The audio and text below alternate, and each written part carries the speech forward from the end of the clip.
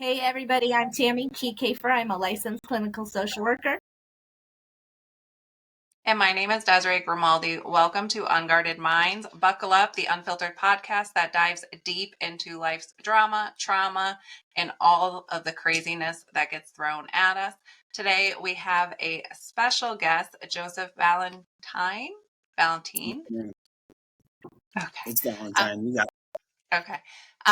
We have brought you on. You have an amazing story, obviously filled with trauma, starting at a very young age, but you beat the stats in whatever path you took, and you are where you are today, and you are teaching people how to do that as well. So we are super excited to dive into everything that you have to share that can help our audience. I know when I share stuff about some of my trauma, it'll help maybe that one other person see the light at the end of the tunnel that they just don't see right now. So if you would love to jump in and start at the beginning. Okay. Yeah. Thank you guys so much for having me here. I'm super blessed and honored to be here. If you asked me 44 years ago if I'd ever be doing something like this, there's no way, right? Where do we start? So at 6, I lost my father. So this is where everything started to get all scomoppus for me in life. And then when my father passed, I moved here to Utah, went and lived with my brother, and my brother was super abusive. And I don't even know why. Like, he locked me in a dog kennel. He tried to kill me. Like, he hung me from what are those things? A ceiling fan by a leather belt, right? But the only thing that saved me was, ceiling fans aren't meant to hold human beings. And this went on for 2 years, And so that's where everything started. I moved into foster care because I went to school one day and I was just beat up.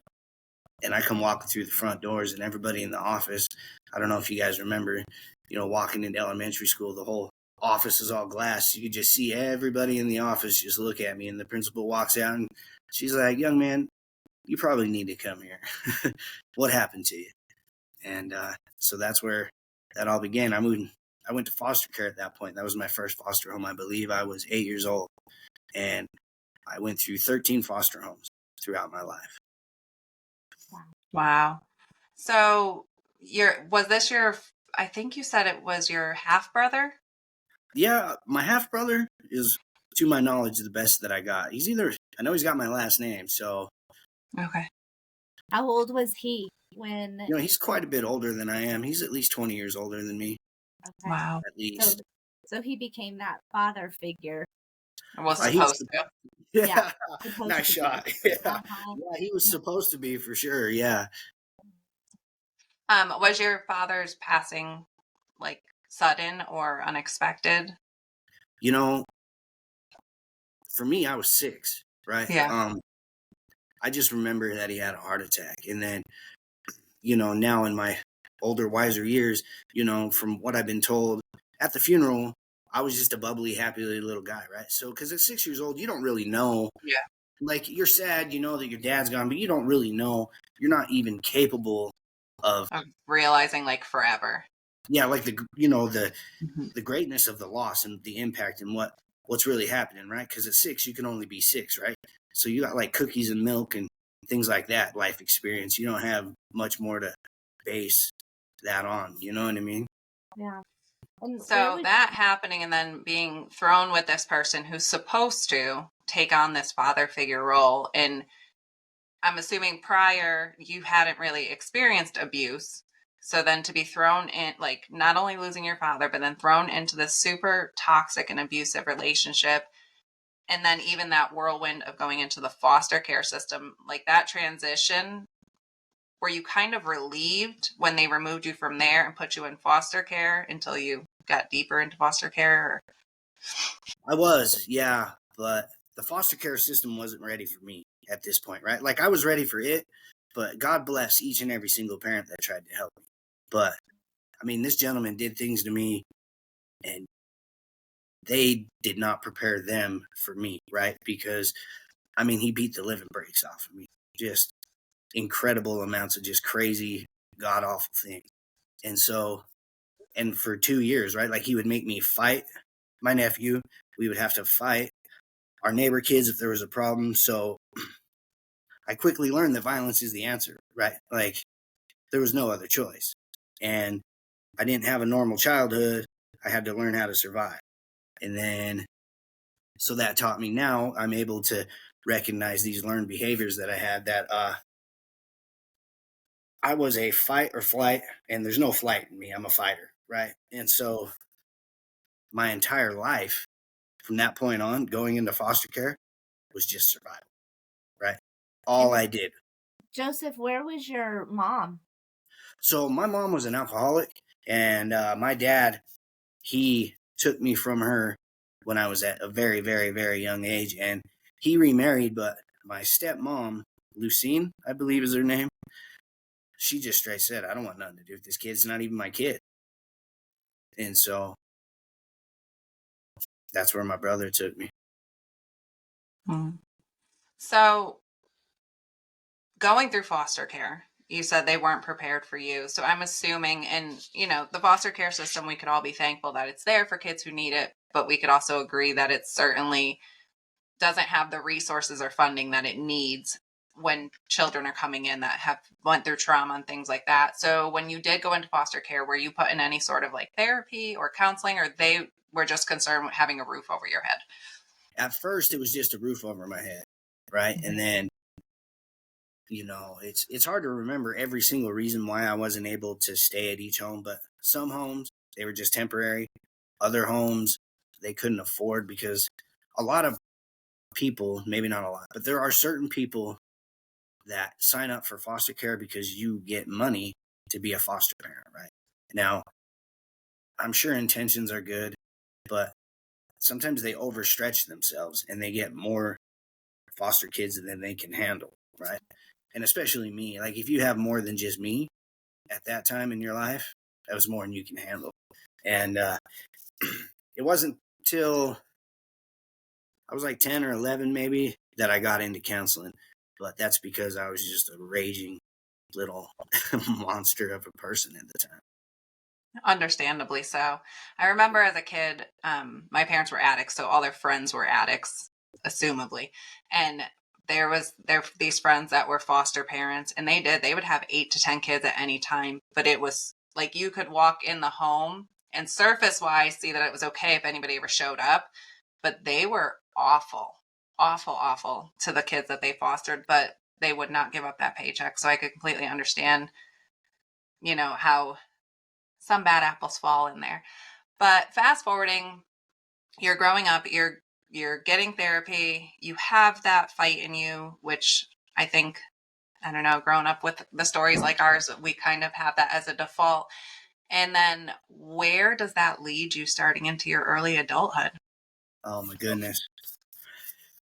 So where it led me was to broken relationships, friendship wise, girlfriend wise, family wise, because I was just a broken human, right? And as far as I would say, do, or act whatever I needed to purposefully at the time to make sure that my security needs were taken care of, right? And so, foster home after foster home, I learned how to adapt. 13 foster homes, that's a lot of moving as a kid. And so pretty much you learn how to be a chameleon, right? Because that's your survival skill. And you got to know that you have to be able to adapt to different cultures, different rules, different energies, different, because everybody's different in the world.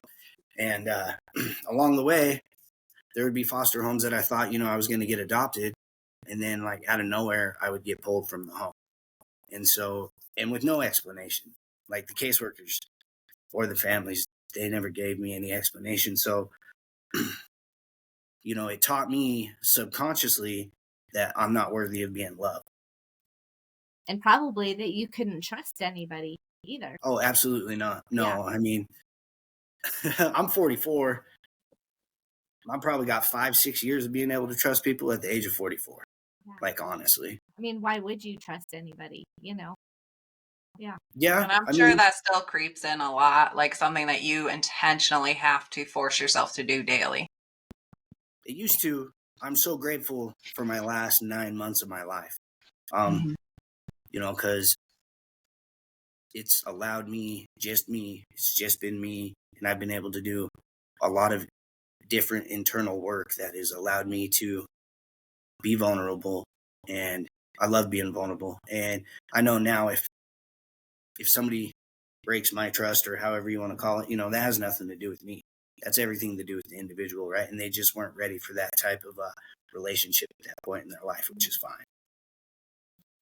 Did you, along the line in the foster homes that you were in, did you ever connect with some of the other kids, or was there ever a foster parent that you did kind of connect with?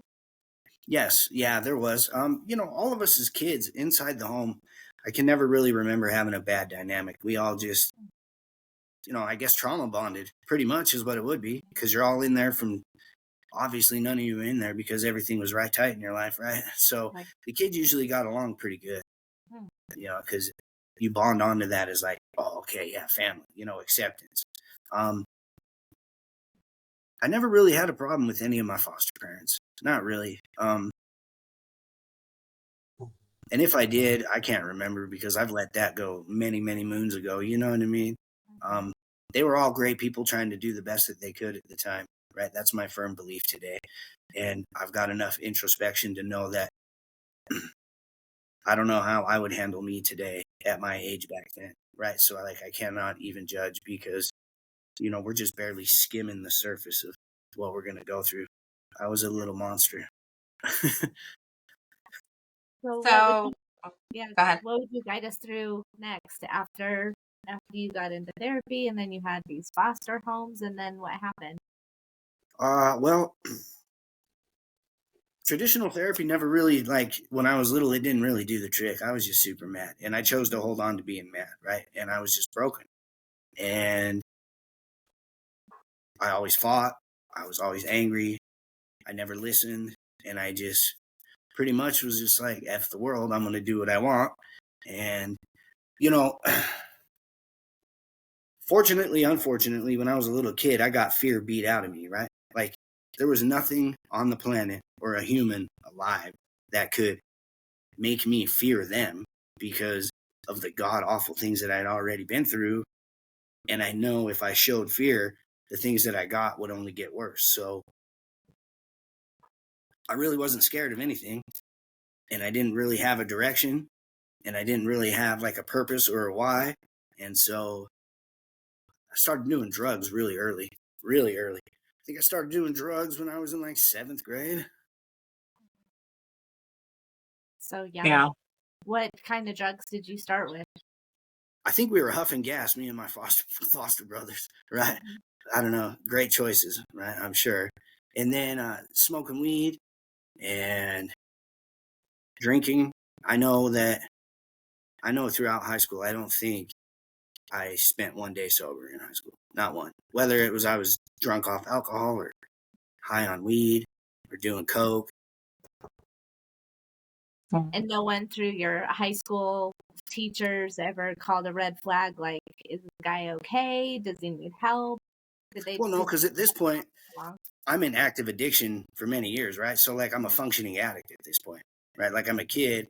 And so my life is pretty simple and I'm still pretty young. So, I mean, I knew how to like sip on my drink in a 44-ounce cup in school and keep it under control. And, but I fought a lot in school. Well, because you weren't doing it necessarily to get fucked up. Like you were doing it to be able to make it through the day, to function. I think that's the misconception too, for younger people when they are going through trauma. Like they're getting high, they're doing this, they're doing that, and adults who don't understand it, they think like they're just trying to party when it's just really their coping mechanism. It's no different than somebody with ADD taking, Adderall. It's just a way to keep them going and striving.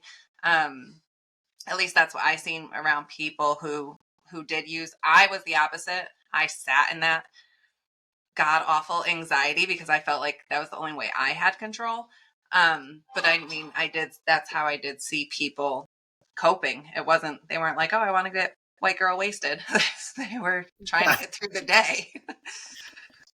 And for me, I was just partying all the time, at school we partied, we did shrooms. I had a really good friend group, but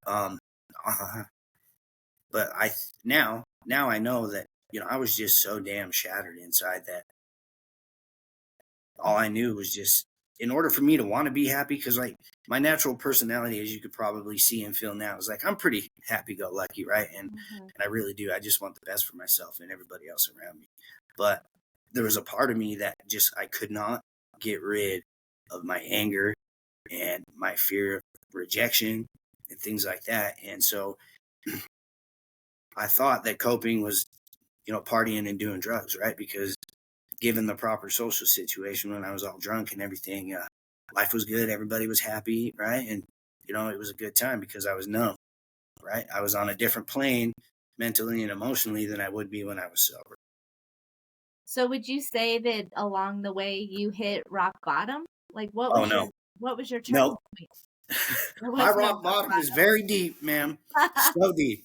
Everybody's bottoms are different, right? Yeah.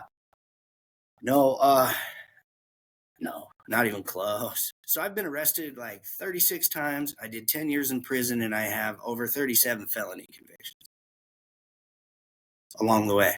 That's a lot. Yeah. Yeah. Yeah. And that wasn't even my rock bottom. Wow. So was it 10 years in one prison, or did you bounce around from there So too? it was a combined total in 2 months with a 3 to 6 month break in between. I went to high school, and then in high school, partying and everything. Then we found, at the time, it was called crank, not really methamphetamines. And then I started doing that, and that was like the worst idea that I could possibly ever come up with in my entire history of life, I thought. And so from there, I quit going to school. Then I just started living the drug life, selling drugs, robbing people, houses. And then I didn't have a way to support my habits, so I started committing financial, like forgery, check fraud, and things like that. And that went on for a few years. I had a couple chances with the courts, but I just messed them up, like probation. The minute I got out and went to a halfway house, I like walked in there, said hi, and turned around and walked out of the halfway house, right? Like, it was almost like this. It was just a repeat of your childhood, kind of like going into the next foster home. Yeah, right, for sure. And I just had, at this point in my life, I just had drugs. Meth was my reason for living at this point, right? Like the excitement, the lifestyle, things like that. And so I just kept going back to it. And then when I went to prison, I joined a skinhead gang, because why wouldn't I, right? Because in there, they got this big old fluff about how everything's all the way it should be and how happy and you're all one big family. And I got out and I stayed in touch with these guys, and I made it like 3-4 months, maybe 6 tops. I don't even think it was that long. And along the way, I caught multiple felonies. So I went back to prison. But this time, when I was in prison and I went to the Board of Pardons for my board hearing, I got back to my cell block and they handed me some papers. And I looked down at the papers, and it was a federal indictment for 35 years. Wow. So I just went and laid down because I was sick. I was so sick. I didn't even know. And then so I went to court, and the only reason why I didn't get 35 years is because I had a judge that had a lot of grace. The prosecutor told the judge that, at the young age, I think I was like 23, that I was the worst career criminal that he has ever witnessed in his whole whatever gazillion years as a prosecutor, and that I'm a threat to society and all of these things. And the judge stopped him and said, "You know what? I appreciate your perspective, but I, in good conscience, cannot sentence this young man to this much time." And I was like, And how old were you then? I was like 23, 24. Which they say for people, like your frontal lobe isn't even fully developed at 23. So to imagine sticking somebody in jail until they're 50, like not giving that opportunity, not that, there wasn't a time that maybe fit that crime, but as a judge, I mean, just looking at this ultimate child still and being like, we're going to send you till you're 50 something, like that would be a hard decision to make, I would think. So, I mean, thank God for him, right? Because even the federal marshal, he came down to my holding cell and he's like, "I don't know what you did." I'm like, "What do you mean you don't?" Because I was most definitely not a charismatic, respectful kid at this point, right? And I was like, what the hell you mean you don't know what I did? It's right there in your hands, bro. And he's like, yeah, but you're looking at 35 years. I'm like, yeah, I get it. But I get it.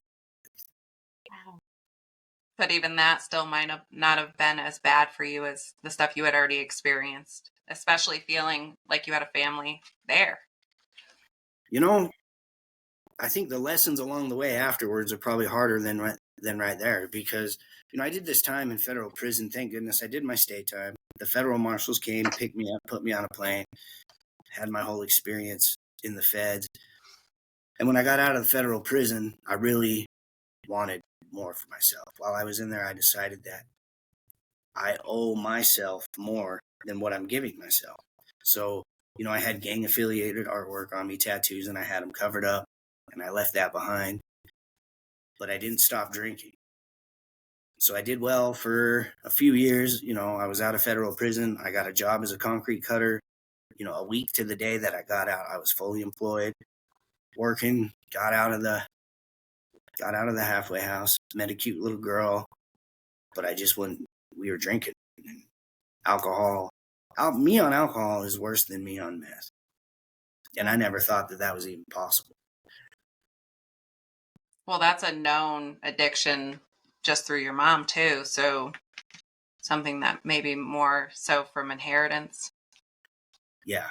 And what was the difference for you between being on alcohol and meth?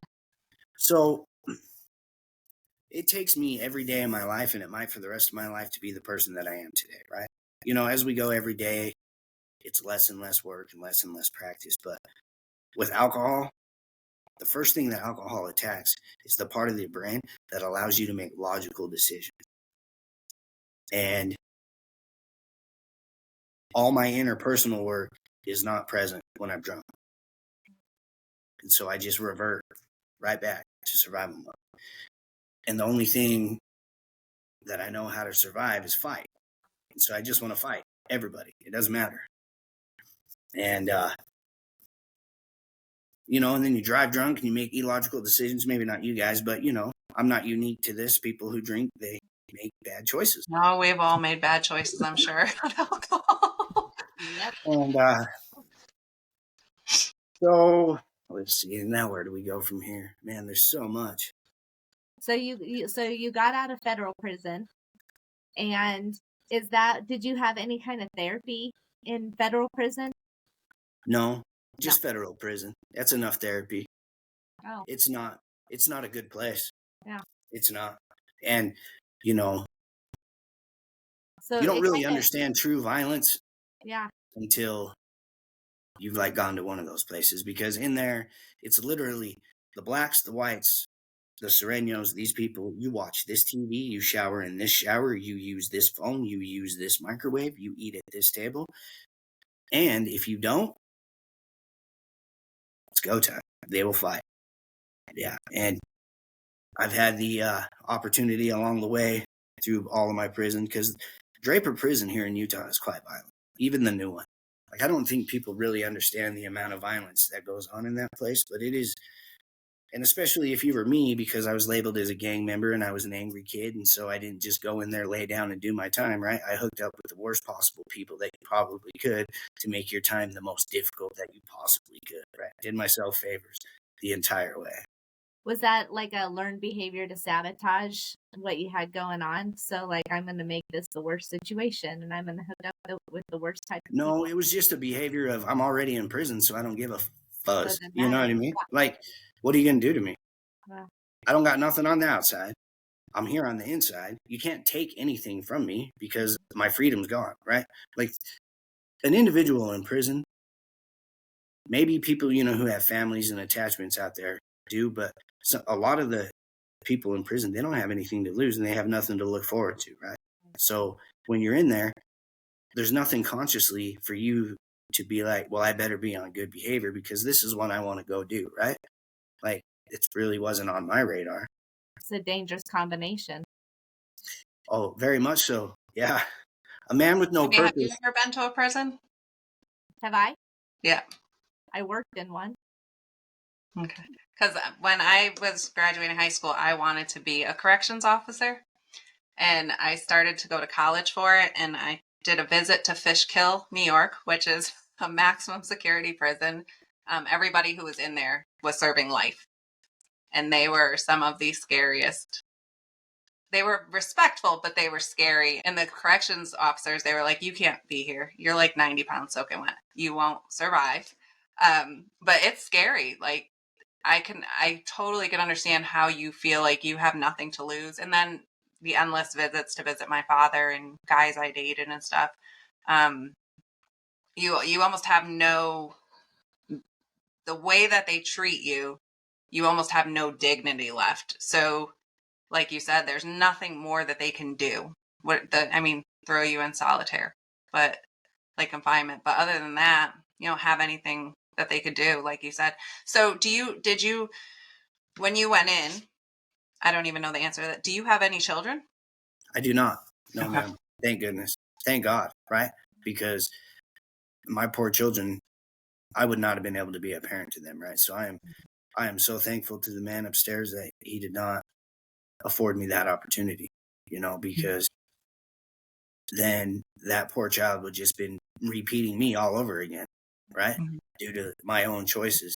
And that would have been something that I have to live with. And I'm glad I don't have to carry that burden today. That's all, like, because I couldn't have been a parent to him if I wanted to. Well, could have helped you make different decisions, though. Could have been a different driving factor. I'm sure God knew what the best choice was for you, but you never know how that would have changed. This is very true. Yeah. So 10 years, lots and lots of trauma and anger, rightfully so. You got a job. How was that? Because I know that's a big problem. People coming out of prison wanting to do better. And I tell my husband, I'm like, they want them to do better, but then they drop them in the street right where they picked them up with the same knowledge, the same connections, the same things, and expect them to do things differently. So you come out, what was that like trying to find a job? I mean, you had a job pretty quickly, but what was that like trying to find a job? Because I know it's super hard if you have to check a box that you have a felony or anything like that it could be really hard to be employed. People say that, right? But I can say this proudly because I have plenty of felony experience, right? I've never had a problem getting a job. Not one time. Not ever. Not my entire...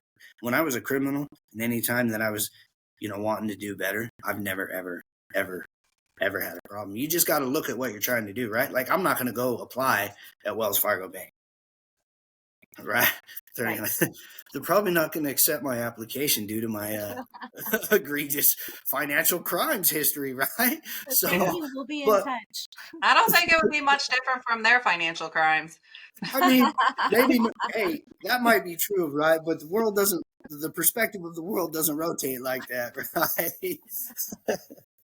So all of my jobs that I've done have been, concrete cutting. Even my current job now, I'm a pipe layer and a heavy equipment operator. So a lot of manual labor. Yes, right. But I've been very blessed along the way too, because every single boss that I've ever had has just been really good to me. It's part of my driving force, and part of my why today is that I want to give back to the world, because the world has constantly been really good to me. It really has, right? If you look at the perspective of everything and all the people that tried to help me, it doesn't matter about the imperfections along the way, right? Because I could pick things apart about he, she, this, and this, but ultimately the responsibility for the things that happened to me in my life are on my shoulders, right? I'm the one that chose to be the asshole. I'm the one that was angry. I'm the one that carried it. I'm the one that was violent. I'm the one that chose drugs, right? And all of these people along the way were just trying to help a person who just was not interested in helping himself in any way, shape, or form, right? So God bless every single girl that's ever tried to love me, every parent that's tried to help me, and anybody that has just been a light in my life, right? Because there's no question that I stole some of their sunshine along the way, right? And so God bless them all. Have you ever reached back out to them to connect or apologize or say thank you? Or to the foster parents? Yeah. Some of the ex-girlfriends, not so much. No, because, but I mean, there's a few that, I talk to from time to time, and, and then relationships, that's a whole nother thing, right? Like, I could be introspective enough to admit my faults, right? But nobody's perfect, right? And broken people pick broken people. That's what they do, right? And so I'm not here to put blame on anybody else, right? But I just know that there's two parts to a story, and I know that I could have performed a whole lot better in my relationships, but I mean, I would have to say that I'm fairly confident that my partners probably could have performed a little better too, right? And when a broken person is attracted to another broken person and they both pick each other, automatically you guys trauma bond, because that's what attracts you to each other is, oh, you've had a shit story? So have I, right? Not the, so what's your goals in life? What do you do for work? Where do you plan on seeing yourself in 10 years, right? Those conversations didn't ever take place. Yeah. So it sounds like through your journey, did you find forgiveness with people who were in your past? And it sounds like I don't know if that's what you would call it, but getting Like to a place forgiveness from them, or just me forgiving myself from my past? Like with your mom, with your half brother, like have you guys ever reconciled, or is that just a dead horse that you don't want to even cross paths with again? I haven't found my mom, and I have had no desire to, because whatever happened, right? And here I am, 44, right? I have way more energy. I got to focus my energy on trying to make a difference in other people, right? The past is the past, and it doesn't do me any good to relive it. And it's not going to change any course of my life or bring anything. There's not like a missing piece in my heart because I never knew my mom, right? So that part of me is whole from that. My brother, half brother, when I was drinking, me and him went to a bar, and I sat him down and I said, I'm going to say some things to you. I don't want you to respond. And when I'm done, we can talk about football. We can talk about how you're doing, but I don't want you to mention anything I'm about to tell you. And I told him, I said, look, man, you did what you did and you had your reasons for whatever that is, but I want you to know that I'm not mad at you and I forgive you, and I'm doing this just for me. I said, so whatever you want to talk about, we'll order some beer, we'll watch the football game, whatever, but I don't want you to tell me sorry. I don't want you to give me an explanation, because what I'm doing right now is for me and it has nothing to do with you. What did he say? Did he follow your... Yeah, we just ordered some beers and talked about his life, career, what he's been up to and everything. And then I haven't really talked to him much since. Yeah. I always think that forgiveness isn't about the conversation that you have with the other person. It's so much more to do with you. And forgiveness doesn't mean what you did was okay. It just means I've got to find some peace with whatever happened internally so that I can let go and move forward. Yeah, absolutely. I've always struggled with therapists, though, with like going through it with my mom, going to, I guess, heal from my mother stuff. And they're like, forgiveness. I'm like, F you. I don't forgive, not for nothing. Yeah, because they would tell me, they're like, it's, it's not for her, it's for you. But like Joseph did, like it was big for me. I had to get out how I felt, like he did with his brother. So with my mother, I knew she would never shut up and listen. And, she always had an excuse. So I wrote her a letter and was like, there, it's done. I've said what I had to say. Regardless, you had to read it. I don't care what you thought about it. You're stuck with it now and I'm free of it. But so I think it's important that there is that closure on our end. They don't have to accept it. They don't have to own it. Most don't and won't. So I don't know. I think that's super important. I think I'm glad that he at least listened and respected what you asked of him so that you could do that. Yeah, and what you said is super clutch. Like, it doesn't matter whether we're talking boyfriends, girlfriends, traumatic experience within relationships, work, whatever it is, right? What you said right there is super clutch, because what causes PTSD is people have a traumatic event that is not dealt with, right? So the traumatic event happens, let's say, abuse, you get removed from it. The relationship, you guys break up and you never talk again or whatever. And there's never a healthy path defined forward to create that peace for one or both of you, right? And so that's what causes it to be trauma, right? Because in order for it to not be a traumatic event anymore, there has to be a plan put in place, whatever that looks like, that resolves it emotionally and peacefully in the individual's mind. And so that's really clutch what you said about writing that letter. Well, I think too, at the end of the day, it's almost like taking your power back, because now I'm going to say unfiltered exactly how I feel. and get it off my chest. Because I'm the person, I'm like, I should have done that. I should have said that. Maybe I should have handled it that way. Like, I would do that my whole life if I didn't just let it go and put it on your plate. I don't know. So I think it's also just a validation of taking your power back from them, and being able to get it all off your chest. Absolutely. And not having any expectations. If you were to write the letter, not having an expectation that she's going to turn around and say, "Oh, I'm so sorry. Thanks for letting me know," because that's never going to happen. Oh, expectations are the fastest way to disappointment, especially when you're dealing with addicts. Yeah. Not happening. No. Oh, I love that. The only expectation that we've ever had, my mother would be like, well, what would have been better if I put you up for adoption? I'm like, yes, that may have worked out. Might have worked. Oh, that quote right there is great. That's money all day. Yeah. Expectations is the quickest way to disappointment. Hell yeah. Check that off for sure. That checks out. Yeah. And so where were you? I mean, I'm open to whatever. So, I mean, I know it feels quick, especially like when we had our podcast about my stuff. I'm like, God, I feel like I barely scraped the surface, but it's compressed, but it's so much trauma. Like, these aren't a day here, a day there. These are years of going through abuse with your half brother, 10 years, going to prison, these felonies, the drug. Our past doesn't define us, though. And as much as your past is important and has turned you into who you are today, I think what is super important is exactly that, who you are today and what you're providing. So I personally would love to hear more about how great things are going for you now, because that doesn't define you. You're an amazing human now. You have a fantastic story and you are trying to do great things in the world. So I think that is super important to really touch on. So right now life is really good. So about 9-10 months ago, I was in a relationship. She ended it, thank goodness, because she was stronger than I was to end the toxicity. I moved into a sober living home, and throughout these 9 months, I've been able to just be alone, be focused, and so our story is not our destiny. That's what it says on my Instagram. Mm-hmm. And I just want to encourage people to get comfortable with that. Like, get comfortable with their past, own that, have zero shame and guilt about anything that they've gone through or any way that they've reacted, like within reason, right? Because guilt and shame, I feel personally, is that there's a lot of people in society who like to keep people's face in the mud, right? So if you did X, Y, and Z, then you have to live with X, Y, and Z your whole life, right? And I'm a huge proponent of fuzz that. I'm not about that, right?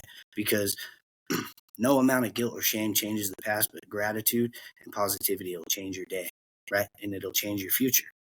And there's a lot of people who are so powerful and have so much to give, but they just don't feel worthy of stepping into that power and being into their energy, right? And I want to do that, and I want to coach people. They call it, like we talked about, imposter syndrome, right? Because people they're just afraid to take that one more step, right?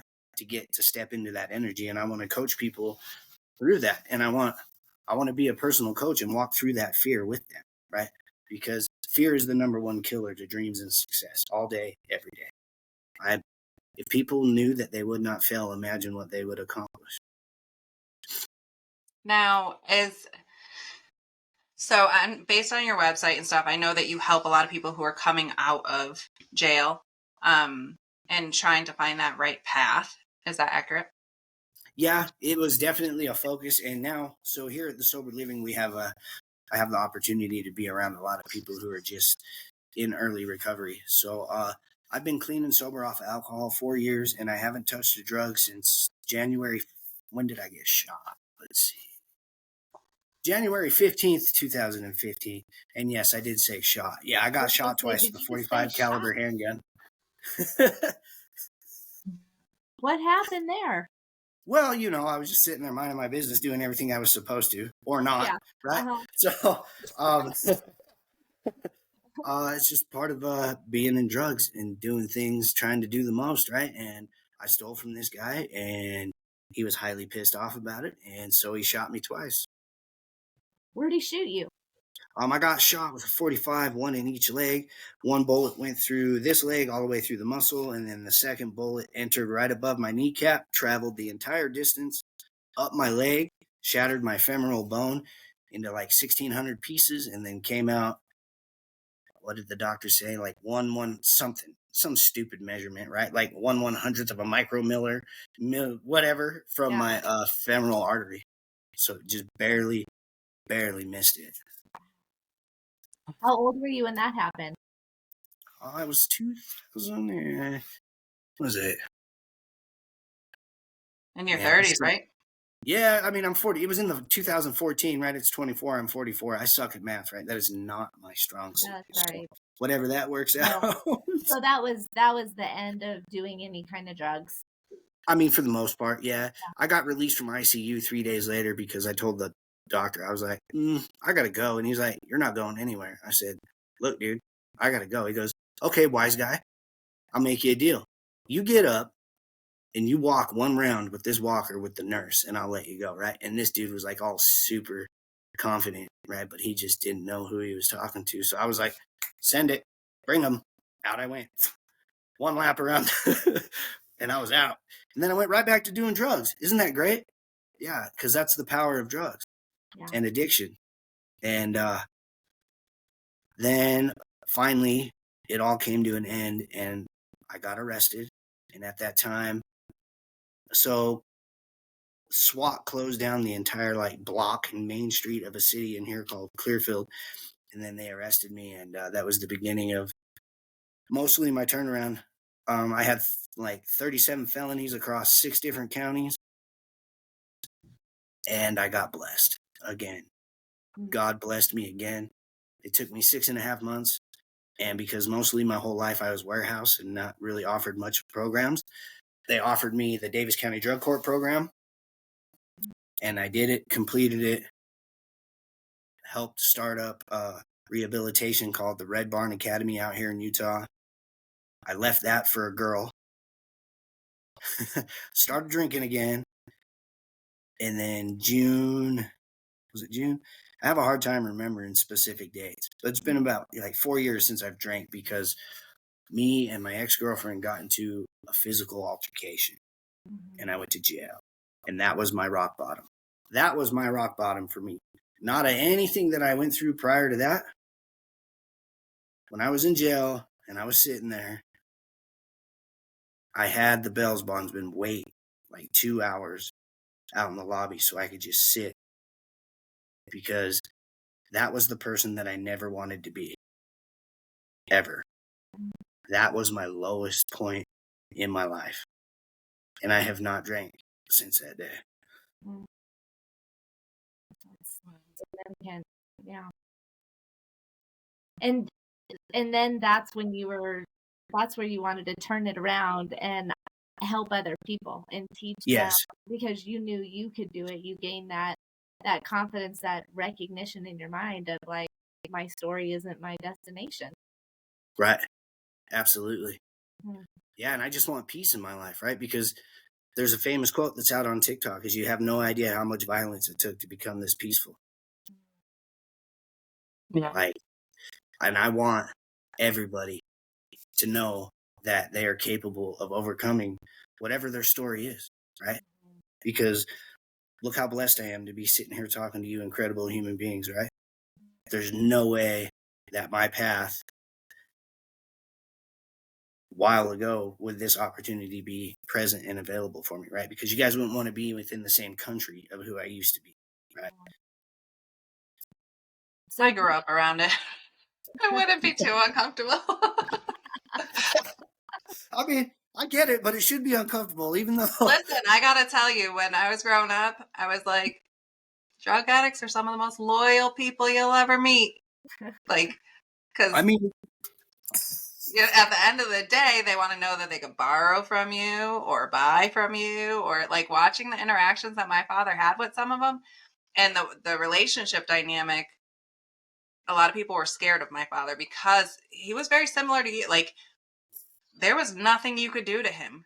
other than like me or potentially my mother, you couldn't hurt him. He didn't feel like he had anything to lose, and he didn't feel like him leaving or something bad happening to him would be a big enough effect on me. I mean, those men, I would go out with friends and I would like see them out of the corner of my eye. I would see like his customers, but they'd report to him. Like, I remember getting into it at a bar one time, and like 3 of them ran over. They're like, "Are you okay? If we don't protect you, if we don't come and check, like, we're going to have to deal with your father later." That's not what we want. But I mean, they were some of the most loyal people.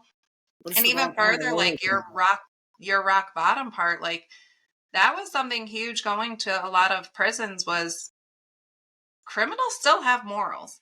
And a lot of them who were in there for, drugs and things like that, it was looked at very differently if you were in there for assaulting a woman versus, or whatever. Like, we could go down the hole all day long. Yeah. But for me, I mean, I get it, but that's like the wrong purposeful kind of loyalty, right? Right. Like, in the same, it's still self-centered. What can I get? I want that. Yeah. Going to benefit me. Yeah. Right. Mm-hmm. Right. And I don't want anybody to look at me ever again till the day I die, however long God allows me to be here, in a manner that isn't with the utmost, like, I want to inspire people, right? And I want to show them that there's a better way, and I want to be people's peace, right? Because for so long I was not people's peace. And so do you ever think about doing preventative work with people before they get into the system? I was going to ask that too. Yeah. Or is it mostly, I was just thinking if someone came along in your life at some point and built some type of relationship and stuck with you, would the course of change, we don't know. But do you ever think of doing preventative work? I really haven't. Not when it comes down to like the younger generation. It's not something that I would be against, you know what I mean, in any way. I think it would be super powerful. Yeah, it's not something that I'm above or against in any way. It just really hasn't been on my radar. Yeah. Working with the littles. But Lord knows they need it, right? For sure. Because if you even like the boys' juvenile detention centers near you or something like that, like they've already got that one foot in, and like having somebody to really just be honest with them. Because I think that like facilities and stuff, they like to sugarcoat for younger kids. And it's like, they're already in the shit. You might as well just pull the blanket off and show them what it really is. And I mean, that could be really powerful for youth to have somebody who's not tiptoeing around them, who will be raw and gritty and, I don't know. I think it would be super powerful.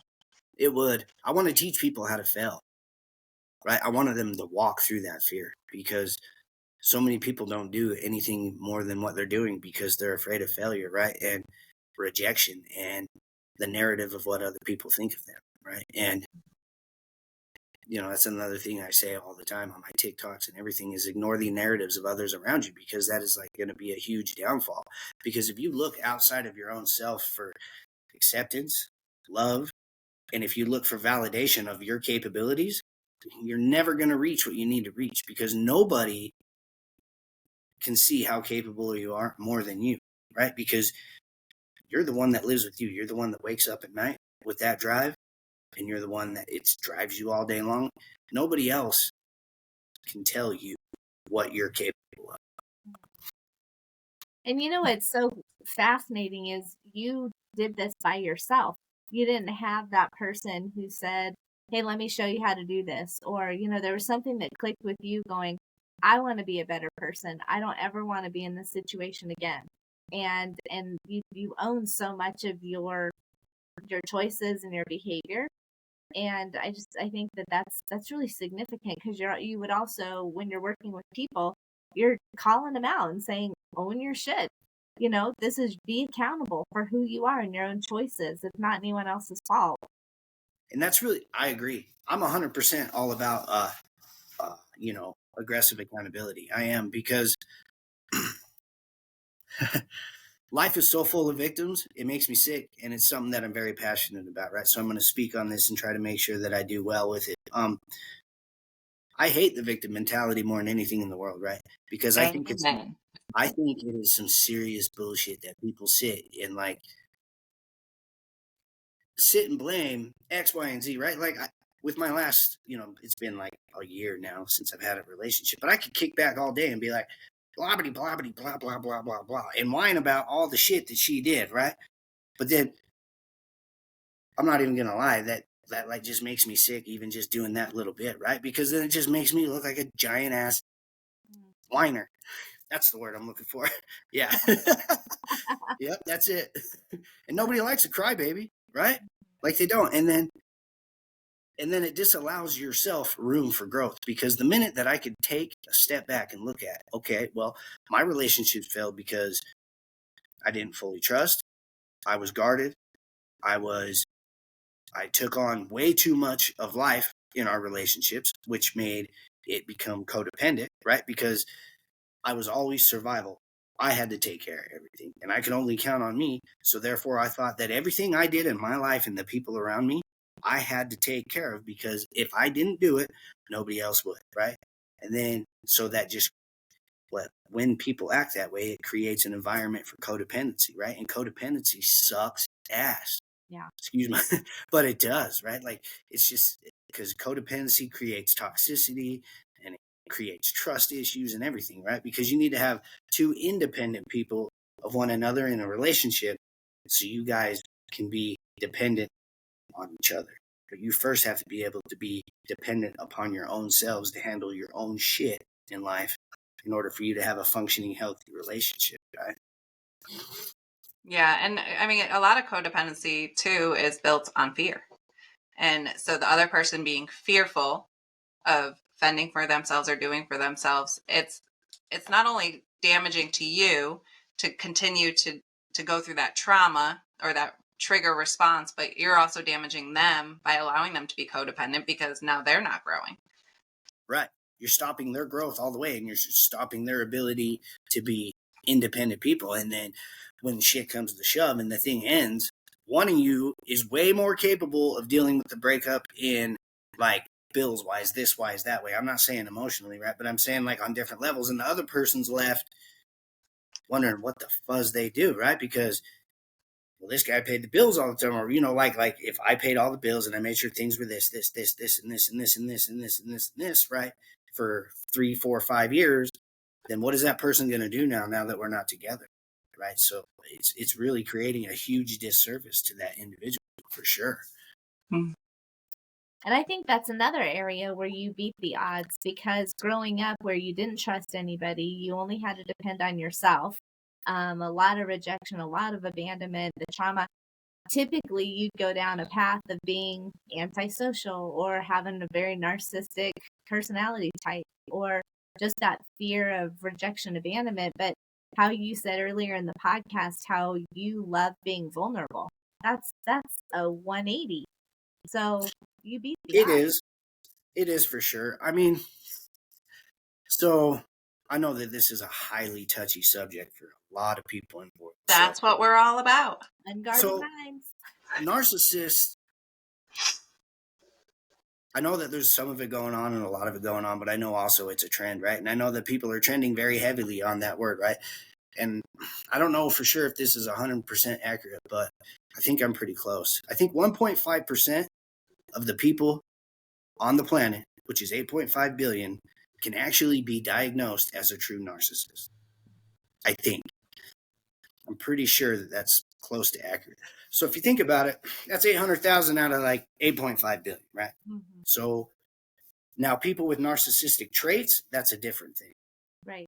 And so, yeah, I've been told before, I've been called many times a narcissist, right? But I know that I could sit here today through our conversations, and I know confidently myself that I could speak that I don't feel that I'm a narcissist. Well, that's it. I think there's that spectrum of, of how vulnerable can I get? And it's, my own survival technique. And like Desiree was saying, all of that is based on insecurities and fear. And, you turn that corner of, I only have to be afraid of myself. And what am I going to do going forward? I'm going to make different choices. I want to help people. I want to be vulnerable. And you had a taste of that. and it clicked for you. Yeah, correct. Yeah, it's me versus me every single day that I wake up and I go to bed, right? Yeah, I wake up at 4 a.m. 7 days a week and go to bed at 9 p.m. every day, right? Every day it's Joe versus Joe, right? Because I just want to make a positive impact and help as many people as I can. And I've been blessed with such a crazy life that, I mean, I have quite a bit of experience in quite a bit of things. Yeah. And that they could all be so helpful and such a shining light on the other side of it. Me and Tammy talk about the narcissist thing. It's trending. It's everybody wants to do it, and talk about it and experience it. And I think every human has narcissistic tendencies in one way or another, or in one phase of their life compared to another, and that's very normal. But one of the reasons we did this podcast, Tammy is an expert in relationships. And so we really wanted to get people vulnerable. And then the other part was really talking about people's trauma, because the two go together so deeply.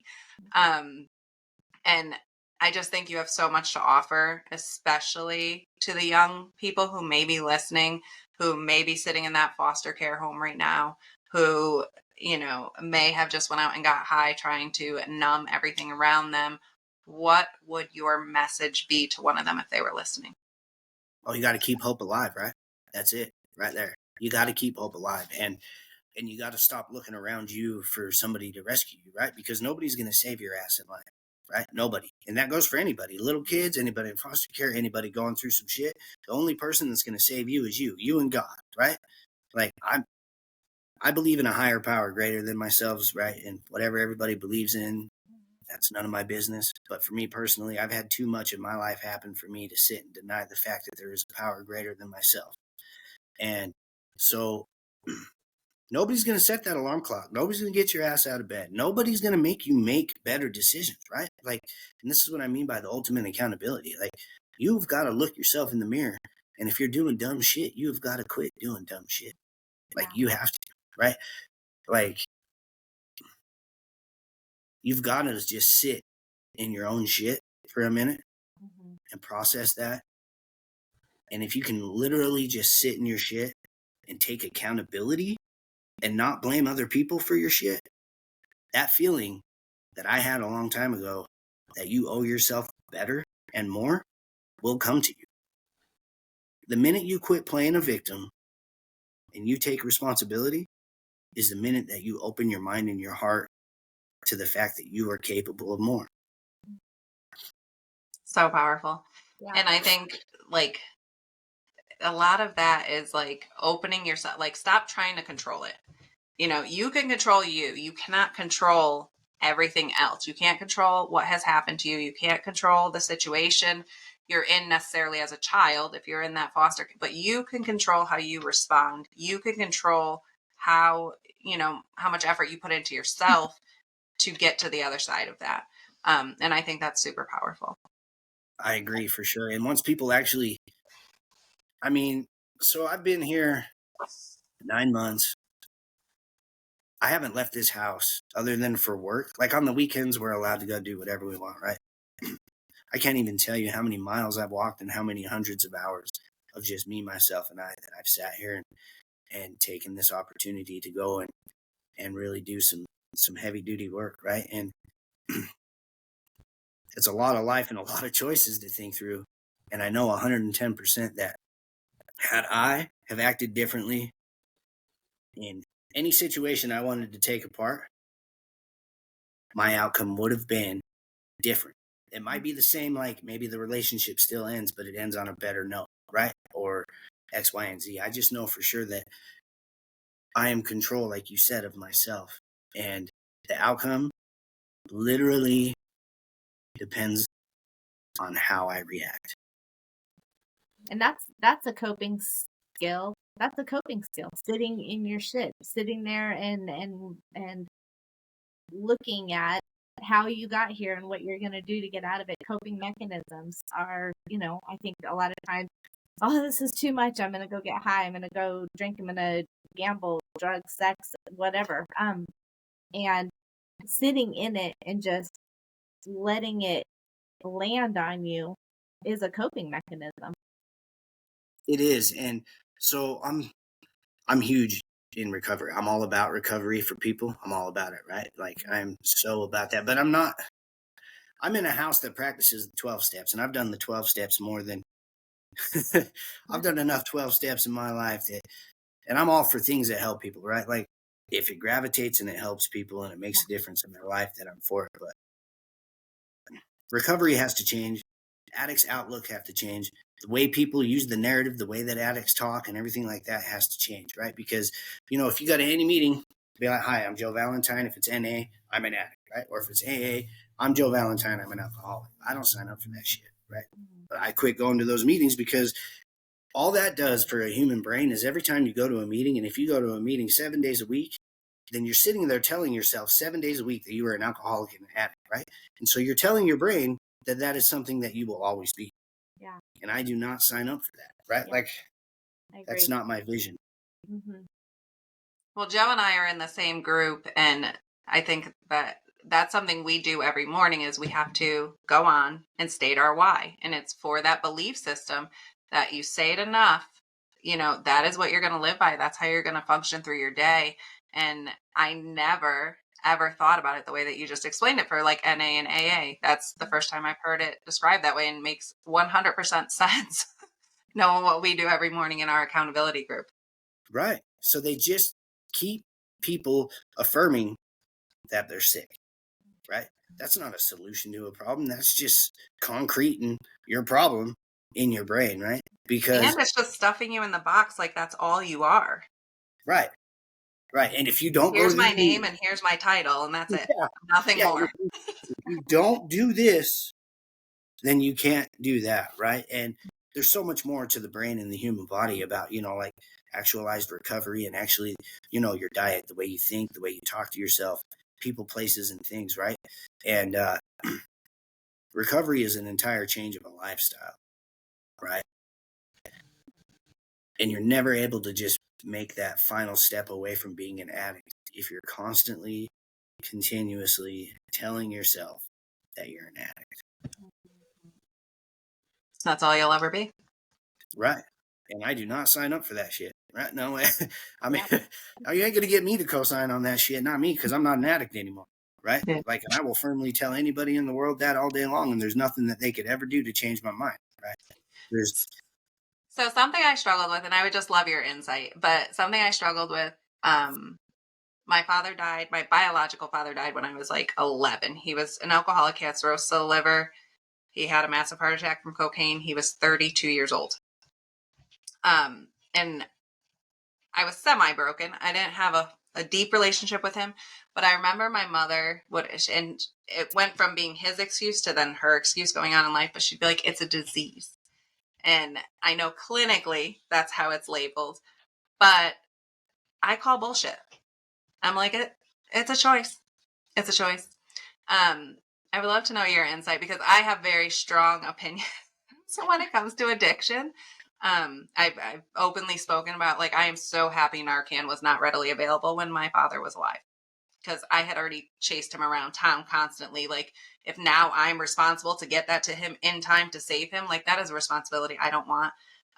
It was super unfair, the shit that I already had to do to track him. But just that disease thing was always huge for me because I'm like, you go to the hospital and get a disease treated. Like, you don't go, like, I struggled with that one. So, I mean, I'm with you. So I think the disease part of it is everything that circles addiction. I think that the reason why we have alcohol and drug problems is because people do not deal with their trauma in life, right? Drugs and alcohol are not the problem. The person's the problem, right? And I don't mean that the person's a bad person. I'm just saying that they haven't dealt with, right? Those two things are only they're coping mechanisms. Drugs and alcohol are used to cope with things that a human being, when they look in the mirror every day, they can't face, right? So that's the disease. The disease part of it is the cycle around addiction that keeps addiction the broken thing that it is. That's my personal opinion. I'm with you. I don't think it's just because, so, I mean, I'm fairly old. I'm 44. I don't want to have a kid now, right? Because I don't want to like roll into his graduation on a wheelchair. That wouldn't be super sexy. But, if I was to have a kid, I do not believe that my son or daughter is predispositioned to be an alcoholic or an addict because I made stupid ass choices, right? I think generational trauma is the disease. And I think that the way that kids and everything grow up in those environments, and it's not corrected, right? So we learn behaviors and we learn things, and that spills out into society and spills out into our lives. That there is the problem. It's not the Coke or the Budweiser. It's that, right? Like, how do we end that? How do we change the narrative around, okay, well, just because like you or I or anybody came from a broken family, so now we've learned X, Y, and Z. This is our learned behavior. If we can unlearn that behavior, which we can, anything is possible in life, right? If we can turn that around, that's where I think the pivot point is. I don't know if that helped with your question or not. Yeah. No, I mean, Tammy, I'm sure you know more than we do in the clinical side of it, but I mean, it's referred to as a disease so often. And I just remember as a kid, it would make me so angry when my mom would be like, it's a disease. Then have her go to the hospital and treat it like you would cancer. Like, that's not going to fly here. She was using it as an excuse, and let's just, ignore the problem. And it's just a disease. It's just, I think anytime someone says, well, it's just this, okay, well, it's just an issue that needs to be addressed. So, I can't say across the board that it's not a choice. I can't say across the board that it is a choice. I think that nature, nurture, I think that both realms work together to get you where you are. But I always look at it like, I don't know if you're an alcoholic. If it's a problem in your life, it's a problem, and it's up to you to do something about it. Are you self-medicating from schizophrenia or bipolar or depression or anxiety? Yeah. I mean, a lot of times it's that dual diagnosis thing. So I think that it becomes like you feel like you have control over it to some degree, and then all of a sudden you cross that line and it has control over you. So I don't know. I think, I think it depends on the situation, but I think that absolutely you got to get in there and own where you are and take responsibility and go get the help that you need. Otherwise, you're getting reminded, are you ready now? Are you ready now? Are you ready now? And you got to be ready when you're ready. That's key. That's clutch too. And that's the thing about helping people is, so an addict will also not become, they will quit using that substance once they've experienced an amount of pain that is significant enough for them to trigger the change response in the brain. Yeah. Right. And I've heard that before. They say if you're addicted to something, tie a pain to it. So I was a smoker for 20 years. And when I was trying to quit, it was like the hardest thing, because I'm like, that is the only vice I've had since I was 14 years old. I did not want to give it up. And I watched a video, and I think I read Atomic Habits, and he was like, tie something bad to it. Yeah. And so my husband was like, I hate spicy food. He's like, cut up jalapenos. And every time you walk to that back door to smoke a cigarette, you need to eat one of those. And I was like, oh, hell no, absolutely not. I'm not doing that. But I developed a mild smoker's cough, and immediately I was like, I'm done. I'm not doing that anymore. Like, that was scary. And, now I'm working off the vape, but so definitely putting that pain point with it will definitely trigger some emotions. It does, for sure. Yeah. And I really want to teach people it's okay to fail, right? Yeah, I love that. And one thing in like AA and the recovery community is walk through that fear, right? That is a huge saying that we say to everybody, because once you become sober, once you become off alcohol or drugs, right, then it is super overwhelming. It's not because you're addicted to the substance. It's because you turn to the substance because you don't know how to handle life on life terms, as they say, because now all of a sudden you've spent your whole life numbing all of these emotions, right? But now you're sober. So when you hurt somebody and they cry, like, you're feeling that shit, right? Like, you're feeling it. Let's say you're in your 30s, right? You're feeling it in your 30s like it's the first time you've ever actually felt somebody that you hurt, right?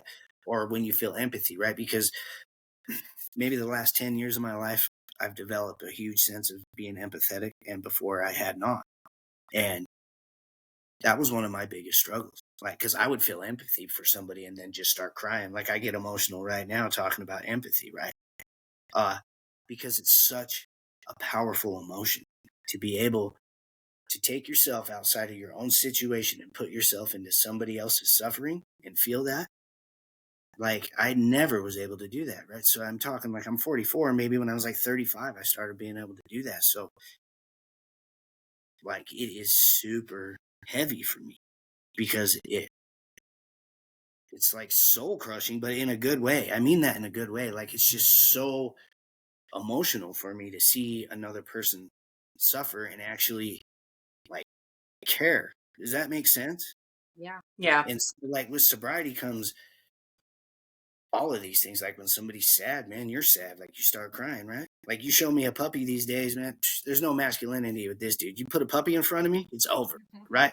I'm like, puppy, oh my goodness, let me see it. Right?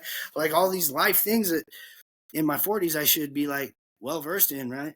But Well, their senses that you numbed for so long that it's like they're super heightened now because you're experiencing, like you said, for the first time in a long time.